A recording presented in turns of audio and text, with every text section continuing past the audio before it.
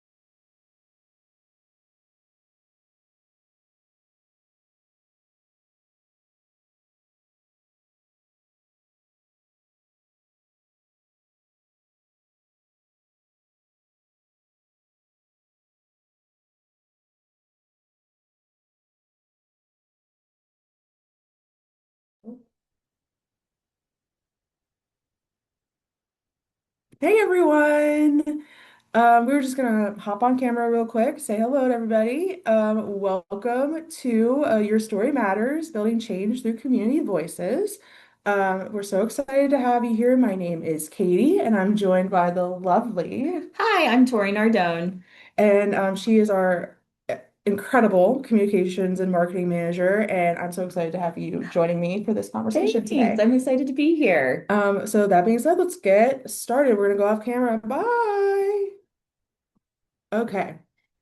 Oh, wait. I got one more thing actually. Brianna is here in the chat. So if you have any questions, she's going to be our Zoom bouncer. Feel free to send them over to her. And if you have any issues, let her know, and she'll help you out. All right. So just a little bit of housekeeping before we get going.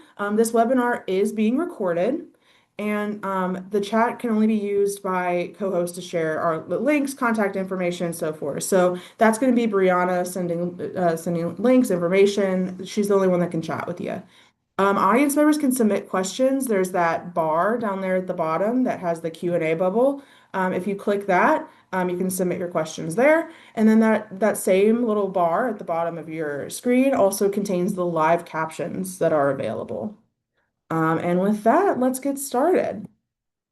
Tori, Oh, hello. why don't you tell us a little bit about you? Sure. Hi, I'm Tori Nardone. I am WREN's Communications and Marketing Manager. Here, I lead campaigns for gender justice and help take Katie's complex policy and data and translate that into content that resonates with people and is easy to digest. I bring over 10 years of experience into the marketing world, and I'm based in Charleston. Outside of WREN, I'm also a certified health coach and yoga instructor and a children's book author. So I care a lot about storytelling, and that's really at the center of everything I do and what I'm passionate about. And I'm really happy to be here. I'm really excited to talk to you about why stories are so important in the advocacy space and how you can use stories and how we use stories. So thank you very much for being here, my good Yeah. friend. Um, Hey guys, you know me. You've seen me around. You know her, you love her, she's here. If you've seen a webinar, you've likely seen me. My name is Katie. I'm our Senior Legislative Affairs Associate. I do policy and research work. And I'm our host for today. I'm moving us along. So good to see everyone again. I'm excited. So here's our objectives for today. I'm going to go over the who we are, like I always do. If you are new to WREN, we're so excited to have you, and I'd love to tell you about the work we're doing here. I also want to talk about what is the status of Women and Girls Report. So this is actually a part two webinar of well, that was a two-part series that would imply, right? Mhm. The first one, we kind of focused on the findings and the research that went into it. This part is how it's going out into communities and amplifying that data is amplifying stories and vice versa, right? So we're going to talk about what that report is. And then I didn't change. This is the old one. This is the old presentation objectives. I apologize. But what is the status of Women and Girls Report? We're going to talk about our storyteller initiative, and then we're going to talk about resources. Yep. Sorry about that, guys. So who is Ren? That's a great question. Great question. Great Tell question. us who we are. Yeah. Well, Tori, I'm so happy to tell you. REN's mission is to advocate, educate, research, and convene community in service of women and girls in South Carolina. So breaking out those four pieces, advocate, we're doing advocacy at the State House, we're doing advocacy in community, we're also educating. So you're taking place in that now, right? Having these webinars, sharing graphics that detail our issues and sharing resources. We also do research, which is the showcased in our status of women and girls, a 50-page report on the status of women in our state, and then convene. So we're joining here together. We also go out in community and bring people together so we can be there and hear directly from the people that we work with on what we're doing. So that's Ren, that's who we are. And just, I always like to say what our priorities are, what we're focusing on for this session. So, economic justice, which simply put, everyone should have a fair chance to earn money, have a job, and live a good life. And the little subsets that we're focusing under that is childcare, paid family leave, and workplace non-discrimination. And then our second pillar is reproductive freedom. So reproductive freedom is more than preventing abortion bans. It's making sure people have access to the full range of healthcare services that they need to make informed decisions about their life, right? And so the legislation that we're focusing on would protect access to, well, yeah, protect access to abortion, access to IVF, access to dual and lactation services.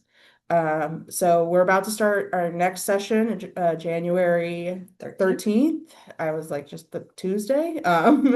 But so we'll be keeping you guys updated as that session goes on. So Tori, I'm so excited. We're going to talk about the status of women and Let's girls do report. it. We spent so much time on this report. And now let's talk Let's about talk it. about it. Um, clicked a little too fast. So just like a very high level overview, we undertook this statewide research project that would do like county specific data um, so that each community could see its own story reflected, right? So South Carolina, there's a lot of variation, right? And so something that's happening in Columbia isn't necessarily happening in Lancaster, right? So we wanted to compare those numbers and look at those spots to see how they compare to each other, right? So the goal, yep, raise awareness, guide advocacy, and then shape investment. So how do we what data are we seeing, and then how do we use that to guide how much time we spent, what topics we covered, Yep. right? Um, and then these are the focus areas. I won't, so just access to care. If they could, women can afford timely, culturally appropriate health services, and then obviously maternal and infant health. So the well-being of women during pregnancy, and then their health outcomes of the infants. And then economic well-being and wage equity. This picture right here of the person with the headache is me looking at Senate pre-files. So financial stability of women and families to have access to good paying jobs. And then of course, childcare, availability, affordability, and quality. So that's the report high level. If you haven't taken a look at it, You like can Tori, see it on our website. There's a beautiful landing page. beautiful Go with to the our interactive map. Yeah, with an interactive map. So you can go to our website, hover under priorities, I believe, and go to status of women and girls. And there you can read the full report in English or in Spanish. And you can hover over the entire state, find your county, and download your snapshot reports. And you can provide feedback. Yes, I would love if you provided Katie would love feedback. if you provided feedback on the report because the intention is to upkeep these to make sure they are accurate from year to year. And we are, relying on you all for feedback so that way we can make it better. This is V1. Yeah, V1 of many. So yeah, this is what we learned. Like, again, very high level. Definitely encourage you to really look into the report. But there's a lot of challenges, but I also want to make sure that we mention that there's a lot of really good stuff happening in South Carolina. And so we have a lot of partners, and then, to gas us up a little bit, we're doing cool stuff over here. So there's also a lot of big opportunities for change, and a lot of great things are happening already. But right now, economic stability is out of reach. Maternal and infant health are abysmal. Yep. Childcare is a mess. And of course, housing is scarce and these essentials vary by zip code. So Tori, you and I both spent a lot of time looking at this report. Yes. What surprised you the most? What stood out? What was the most interesting piece, did you think? I feel like the maternal mortality always stands out, even though I know those numbers. Mhm. But they always shock me, no matter how much I know them. I think I'm we knew these numbers were going to be, I don't want to say bleak, but we knew that these numbers were not going to be great, that it was going to provide a lens for things that we could have much opportunity to make better. So I think what stood out the most is the all of it. Right. And what I'm most excited about is taking the data, which again, the numbers, when you read the report, it's going to make you feel some type of way. But what we plan to do with that data is to go into communities to listen to people who are directly affected. And so that way we can hear from you about what you would like to see to make it better. And that's what I'm really excited about with these reports, because if we just handed you a bunch of numbers that were really sad and upsetting, then that stinks, you Hmm. know. And then we said bye. And we said, bye, good luck, make it better. But the intention of these reports and the reason for them is to show you where we stand. And so that way we can talk to you about how you would suggest making things better, the things that you're seeing in your community. And then we can do that from a high level policy perspective and start to shape that change. And so hopefully year after year, when we go back to these reports, the numbers start inching in our favor and they get better every year. And that's the hope and the goal.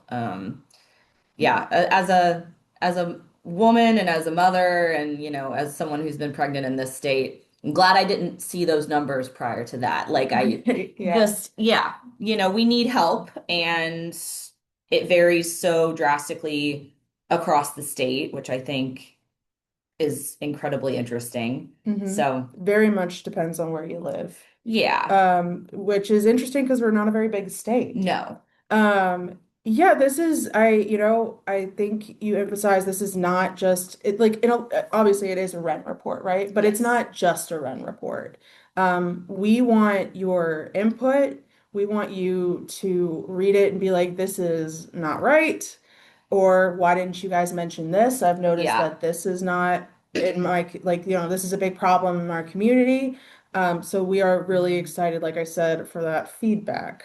Yeah. Yeah, tell So us your stories, and we'll obviously get to that's the whole point of this webinar, but yeah. we want to know how these issues are impacting you and Hmm. your family, and how you would like to see them progress and get better. Yeah, absolutely. All right. So actually, let's talk from data to people. Where like these are just numbers, right?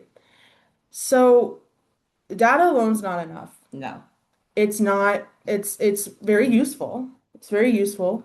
But there's a couple things that it can't capture, no. right?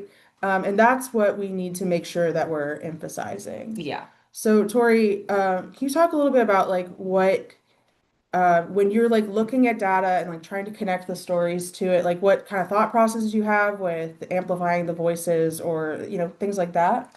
Yeah, I mean, like Katie said, the data is essential because it gives us a starting point and it helps us understand the scale of an issue, trends, and where problems exist, but it does not capture a lived experience. Data won't show you what it feels like to choose between paying rent and paying for childcare, or, the fear someone carries when they're seeking healthcare. And that's where the stories come in. They add that human context that the data cannot provide. So in our communication and advocacy work, we intentionally pair that data with lived experience. So that way decision makers can't ignore, and when I say decision makers, I mean lawmakers, Hmm. legislators. We take these stories and the data, we bring them hand in hand together to show Hmm. them. And so that way they can't ignore the real world impact of the policies that they're, advocating for or pushing for. So stories help bring people directly, whether you're physically there or not, your story helps bring you into the legislative space that often prioritizes numbers over humanity, and they help us identify gaps, like what policies are missing and who's being left out of these conversations. And on social media, I feel like they help when we highlight these stories through our storyteller program, which we'll get to, but they help people see themselves in an issue and realize that they're not alone. I personally, and the storyteller submissions come to my inbox and I read every one of them and I'm so grateful for them. And I read one the other day. It was an anonymous one, so I can't find her. I don't know who you are, but if you're on this webinar, I want to be friends.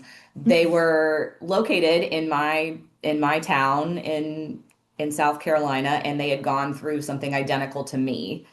And it just made me feel, I guess, like better, less alone. Obviously I am not a singular, bad things don't just happen Right. to one person. But it's nice, not that I'm happy that something bad happened to you, but it makes you feel better knowing that you're not alone in your experience and that other people can relate and that you've got a community that you can kind of lean on. Yeah, like someone can know how you feel Yeah, and help you through. We're stronger together at the end of the exactly. day. And so it's not only important to like, we share stories with others, but like share stories with each other and with lawmakers. There's so many different ways. I think when we say storytelling, a lot of people think it's like in our line of work, it's like testifying. Yeah, and I don't know why I'm imagining like slam poetry when I'm imagining Ooh. storytelling, which I would do. Do you guys, should we host like a like a WREN slam poetry session? That could be fun. Drop in the comments if you're excited about that. So, the data shows you like what is happening, but the stories are showing you like what. To who and how those numbers impact real people. And it puts a person to a number. It shows you that you're more than just a number. You know what I mean? Yeah. Like, and there's strength in numbers too. Hmm. Yeah, like, we can say that income or the percentage of income that childcare is 28%. Right, What that stat can't say is like, oh, I had to not pay rent and I can't get groceries and I also had to quit my job because right, I couldn't afford it, right? right. So stories are very important and we're going to keep obviously talking about that. That's the webinar. So the role of stories in our work, it does a couple things, right? So like Tori said, we want to bring those lived experiences into the legislative and policy conversations. We want to provide a place for you to be like, hey, this policy would do this and does this for me. It also strengthens our decisions, like what we decide to, help advocate with, right? We hear different priorities from different people. And like again, like Tori said, highlight the gaps and then show those real life impacts. And they help conversations with lawmakers so much. And like we can say, hey, they're like, well, that won't happen. And I'll be like, well, it will, and it has. And I spoke to this person, so and so, right? Just again, assigning like actual people to the things that they seem to be legislating in the abstract, right? Hmm. Any thoughts on that, Tori? No, again, the stories do so much more than you probably think. One, I think it can be cathartic to help get it off your chest, use it as a form of journaling, whatever you need. But also, to Katie's point, it does help us drive legislative change, and it also helps us amplify like voices and concerns of women across the state. For example, when we were fighting Senate Bill 323, was talking to, national media, trying to make sure that they understood that this was a national level threat, not just South Carolina specific. And Excuse I me. was able to call on multiple storytellers that had submitted their stories who I knew had gone through experiences in the state and connect them with this reporter to help shape a very powerful national piece of publication that really helps. When you share your story, you're standing up for more than yourself, you're standing up for all of us in South Carolina. And that's why I Mhm. share mine, which we'll get to. Yeah. But, it's not always fun. Yeah. And you are not obligated to, nor do you have to. You're always anonymous. You can always be anonymous, which we'll talk about in our submission forms, but you know, it you're standing up for the entire state. Yeah, you're not just, doing like this small thing, like you said, being there for people, showing that it's like something that's happening. Stories are very powerful. Yeah. And that's what makes people listen is a real lived experience. Oh, that's a good point. Yeah. Yeah. Yeah. Um, so let's actually talk about your baby, the Storyteller Initiative. So this is where we center community voices, Yes. right? So tell us about tell us about her. Who is she? So our storyteller series was launched in February, and it came from a need that we were seeing again and again that people wanted to share their experiences, but they didn't always know how or didn't feel safe doing it alone, or maybe wanted to be anonymous. They wanted to do it in their own way, on their own time, and their own terms, which, all of that.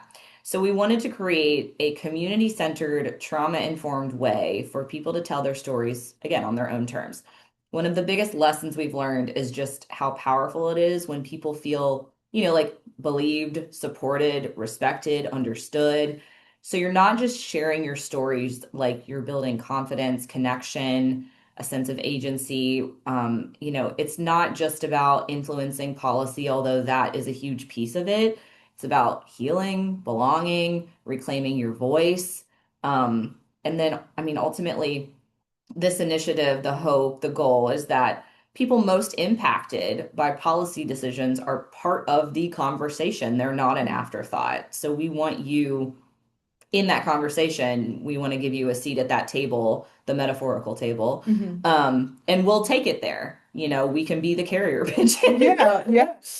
So No, that, it's so important to have like a just a safe space too to like put your story, especially since some people don't have it, but they like want to share it and make a yeah. change.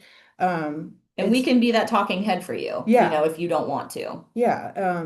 We can we have a bunch of ways to support if you'd like to be anonymous, which we can talk about here a little bit about how it works. Yeah. So Tori, I want to share my story through the initiative. What do I do?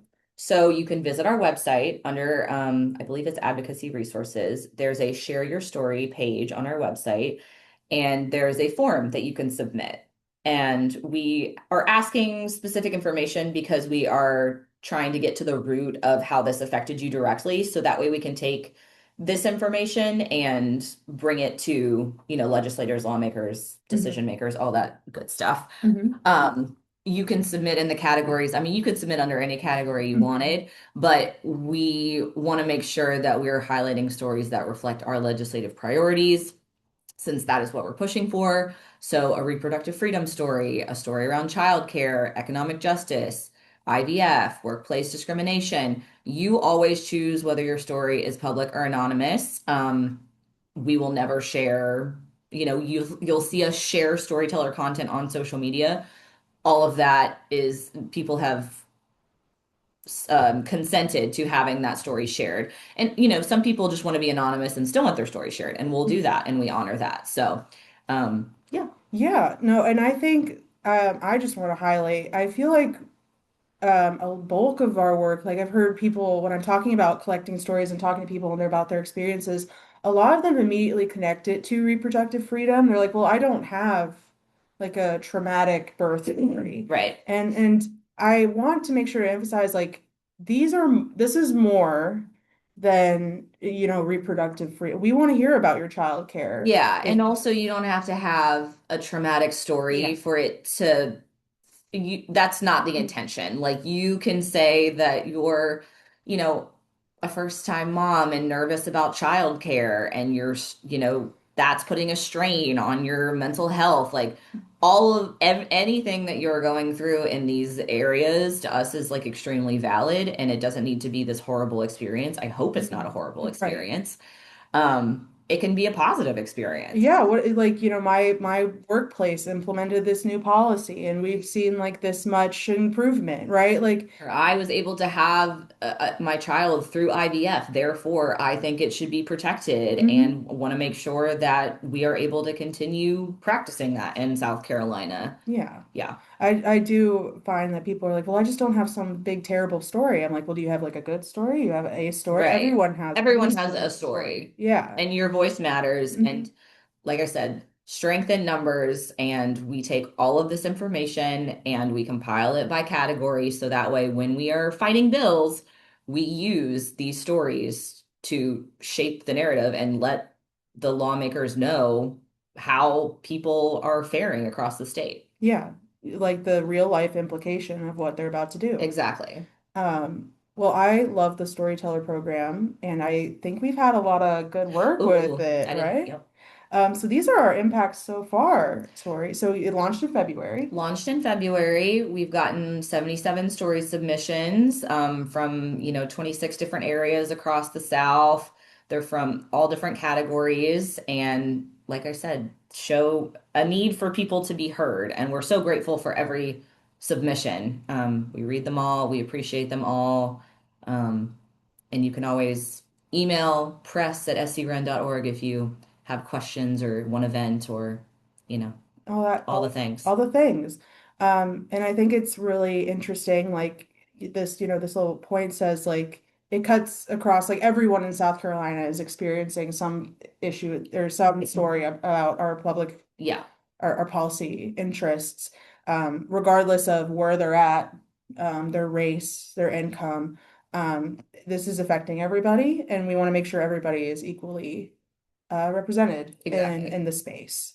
This is a very cool program, and I am excited. I want to say also impact so far, what the stories are already doing. So, Yep. like I said, we are already informing advocacy and strategy and our legislative priorities.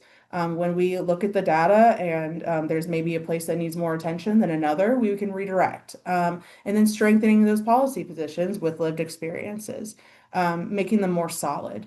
And then guiding our research questions. So we talked about earlier with the report what we might need to focus on next year based on your feedback and your Yep. stories, and then shaping those narratives.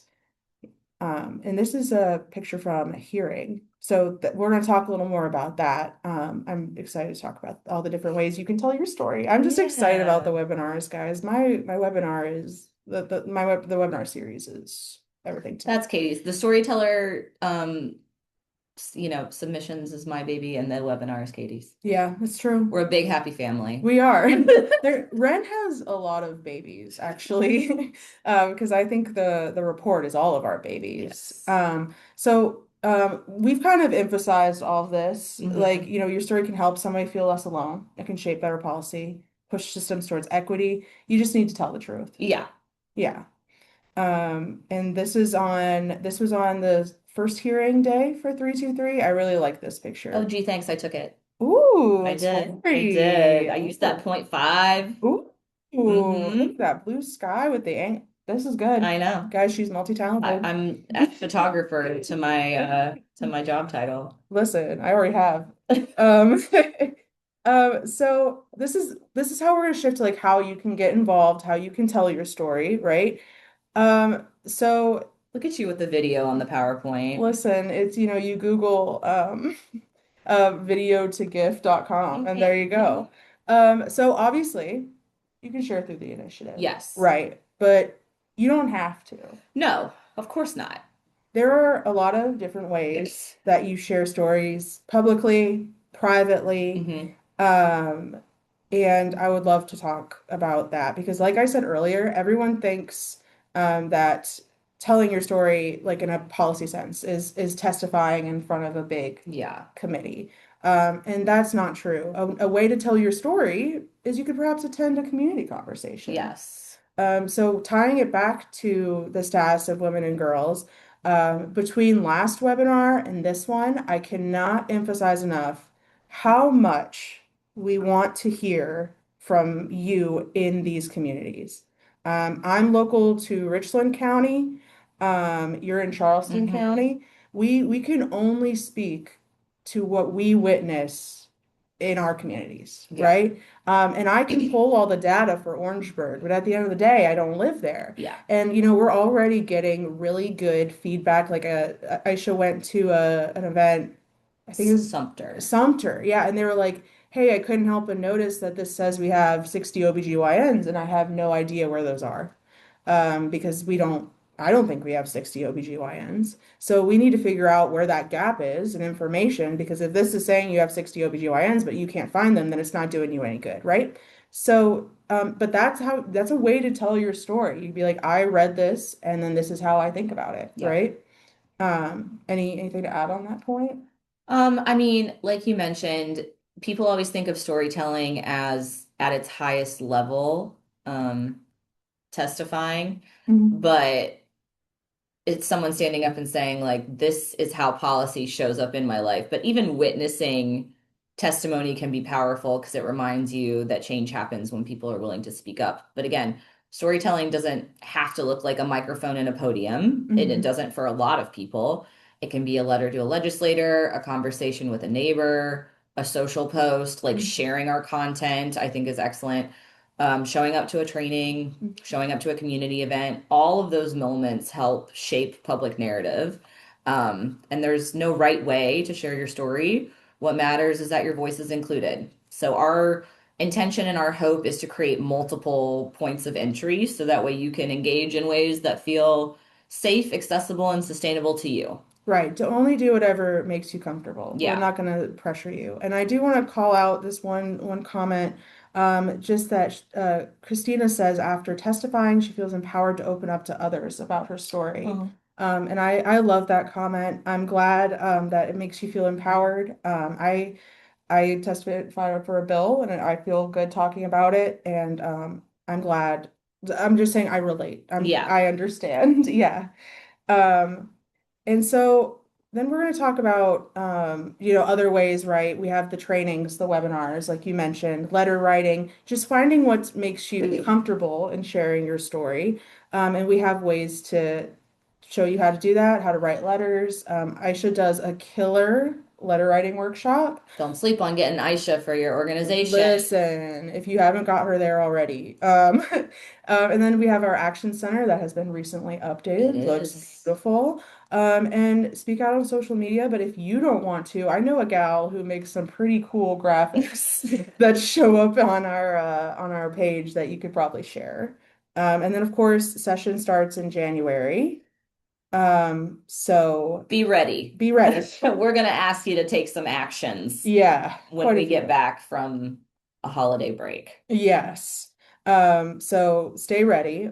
But resources, and then there was did I like do a double tap maybe? I don't think I so. don't think so. Okay. But yeah, so having conversations, testifying, these are all storytelling. And so this is our resource page here. We have the Action Center and then the Storyteller Initiative, these and the advocacy resources, these will Hmm. all link.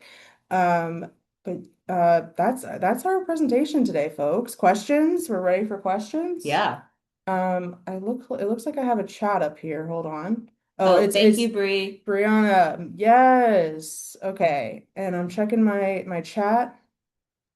I'm not Okay, seeing. guys, I do have a couple of questions from David Simmons. I don't know what's going on with our chat right now, but I'm not able to like post our resources out to our participants for some reason. It's just only going to you guys. So sorry about Oh, that, but they did have that last slide with the resources on there. So, but okay. David Simmons asks a couple of questions. The first one being, do we have a sense of what kind of stories will resonate with the public?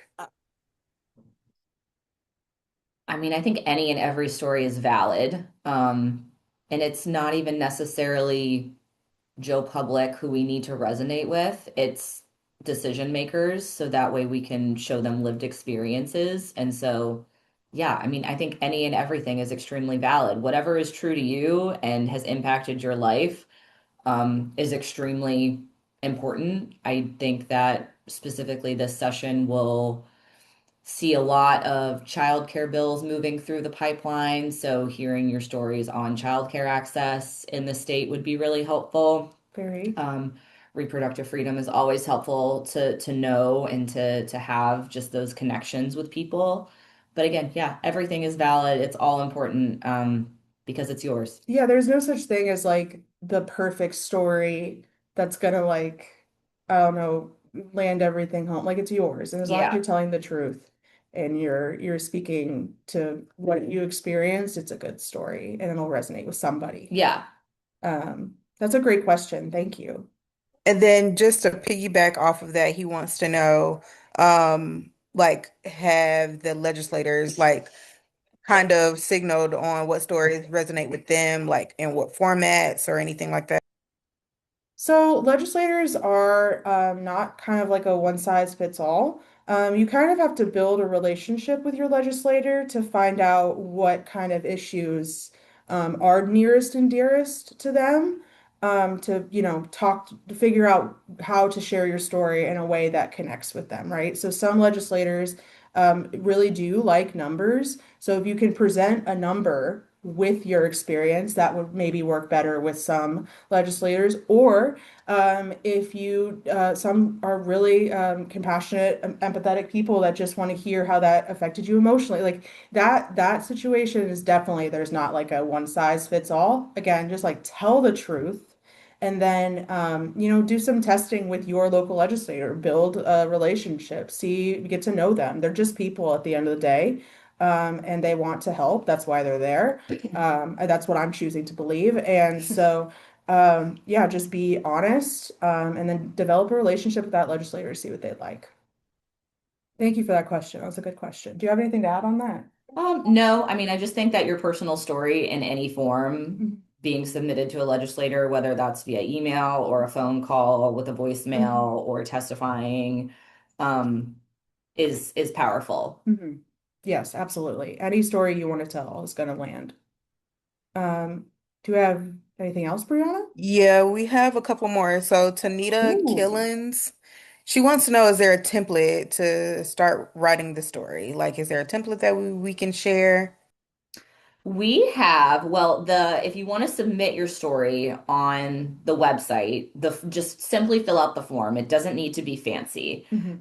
And then if you are interested in like testifying or doing something to elevate that story, we will work with you directly, but we do have resources on how to testify, which I think is a good framework for storytelling in and of itself. So I would use the how to submit written testimony Hmm. templates to start to shape your story and, build that narrative on, what happened and why does it matter and why should these legislators care? Right. Yeah. Just how to structure it. It's really a good document. And we might have something that will help in the future, maybe, perhaps, right? Oh, yes, we do. Well, we Have haven't launched it yet, that's technically. why I'm saying that there might be. Yes, so we will be we will be launching also a robust advocacy toolkit to help you all for the legislative session and beyond. And it is a document that contains many multitudes, one of which is, shaping your story, and it does include the testifying thing in there. But I do know for a fact that how to submit testimony is All right. already available under our advocacy resources on our website. So you can use that to kind of start outlining. You guys on here are getting inside I details. know. Inside scoop. What else we got, Brianna? Thank you for that question. Um, the last one is not really a question, just like a very just appreciative post from Miss Amy. Amy says, "Thank you so much. What resonated with me was the emphasis on being ready to act, using our stories as a form of advocacy, and learning on shared resources." She says, "Community voices truly matter and change happens when we are prepared to speak up together and bring our stories to the margins, to the center." Agreed. Yeah, thank you. Snaps and claps, Yeah, Amy. Amy, we're with you. Such a beautiful sentiment. Yeah, stories are the most powerful advocacy tool I think we have at the end of the Agreed. day.